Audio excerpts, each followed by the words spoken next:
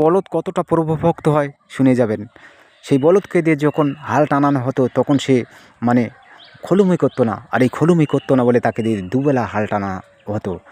সে তার মালিককে মন রাখার জন্য তার শরীর আর পারত না, তবু সে ধুয়ে পড়ে কাজ করত। এবং মাঠ থেকে ছেড়ে দিলে সে কারুর ক্ষতি তছরূপ না করে ডাইরেক্ট গোয়ালে চলে আসতো।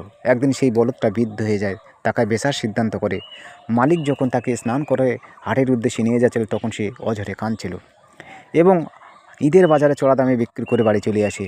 ঈদের সময় আমরা আত্মীয়র বাড়ি যাই, সেই মালিক তার একটা আত্মীয়র বাড়ি যায় এবং সেখানে সেই বলদটা বিক্রি হয় এবং সেই বলদটা তার মালিককে দেখে হাম্মা হাম্মা করে ডাকছিল।